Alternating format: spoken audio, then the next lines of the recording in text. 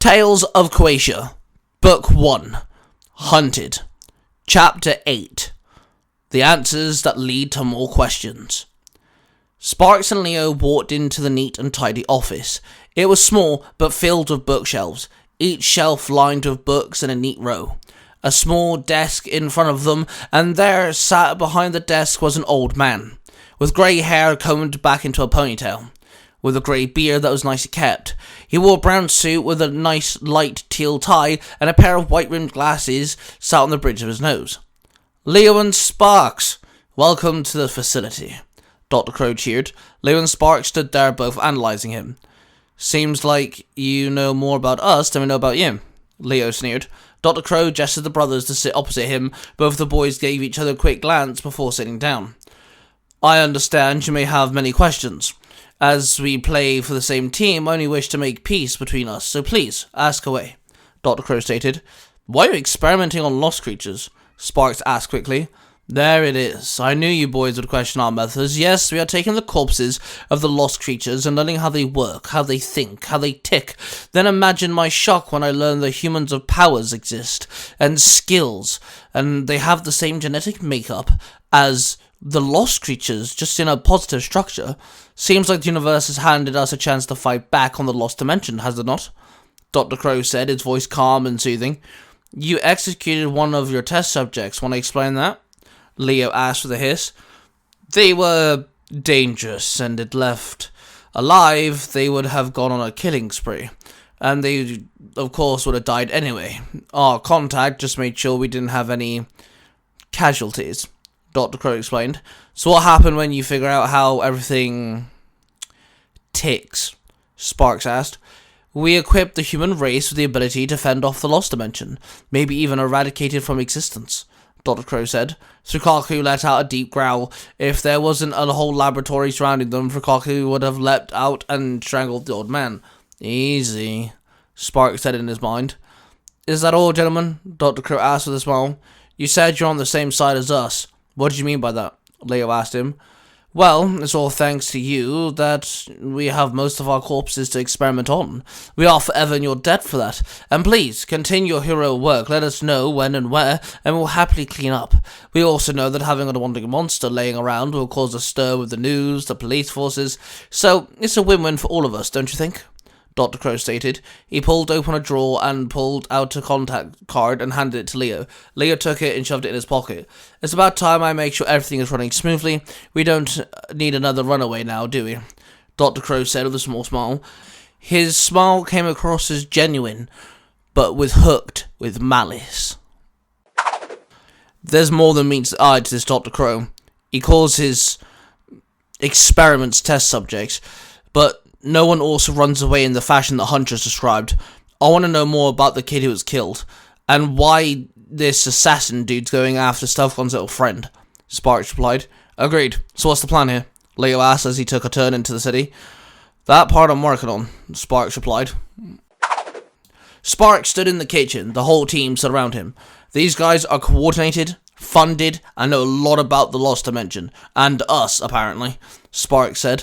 "Okay, so please tell me we have a plan," Twilight pleaded. "We do, but we cannot go in on the attack, like we do with the lost creatures. They are blinded by rage, hatred, and hunger. We are now dealing with human beings, calculated and very dangerous. Stealthcon, talk to Ava. She was targeted, and I want to know why. Huntress, you sure this kid gets shot?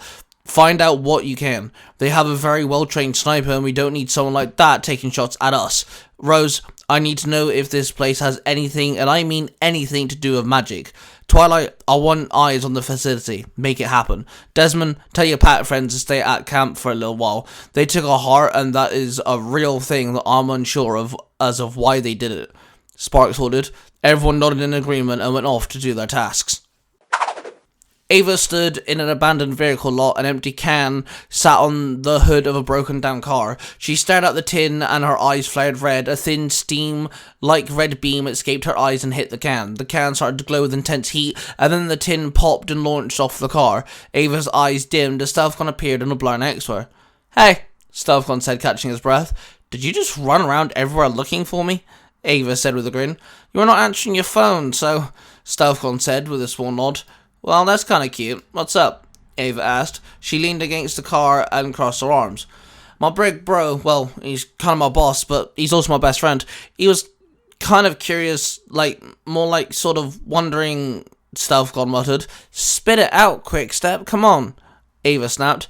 We need to know if you were a collective beforehand, like a few years ago or something, and if you've ever seen anything close to like a demon-looking thing, or if you knew why the sniper guy was after you. Stealthcon blurted, looking awkward as the words left his lips.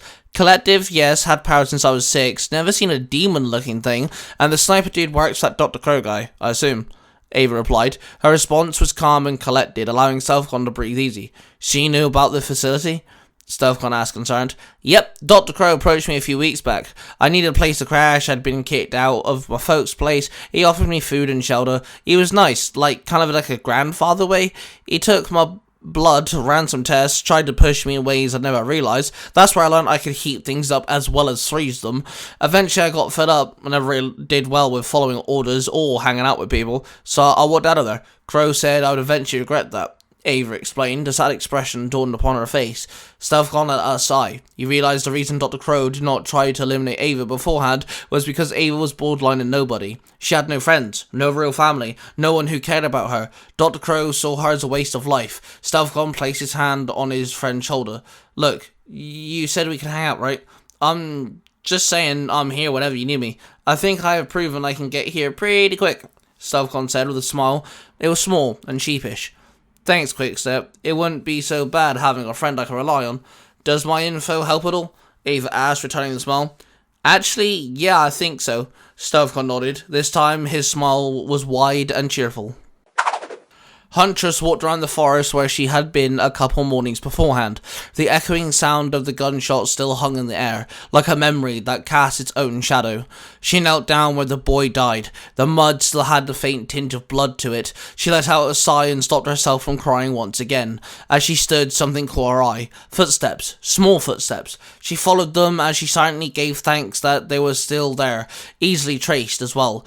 Huntress followed them for a few moments as it came to a bush. She saw broken leaves and snapped twigs, an almost perfect hole for someone small enough to barge through with enough strength and momentum. She crouched down and shimmied through. She then found herself in a really large empty field with nothing but soil. The soil was dry and dusty, no real footprints to be seen. A strong enough wind would have hidden any footprints for eternity. Huntress walked the long field when suddenly a large wooden barn came into view. She pulled out her phone and dialed a number. Hey girl, what's up? Twilight answered. Hey, I have a question. Is there any farmhouses or barns by the empty fields by my hunting grounds? Huntress asked. She could hear Twilight typing away at his keyboard and followed by a click of a mouse. That would be a no, just a really long field, some roads, and some bare back roads. Why? Twilight asked. I don't know yet, I'll get back to you. Huntress replied, then she hung up. She then walked over to the barn. She placed her hand on the wood. It was smooth and freshly painted. She then heard what sounded like chains rattling. She quickly grabbed her bow, and it opened out. Then she placed an arrow on the bow and slowly and carefully advanced around the barn and towards the entrance. There she found the large door chained shut with a padlock. She aimed her arrow and fired it. The arrow struck the padlock, breaking it instantly. Then she, with one hand, removed the chain and pushed one side of the door open. She then gasped at the sight. Several young teens and children, all wearing clothes similar to 061, the boy who died.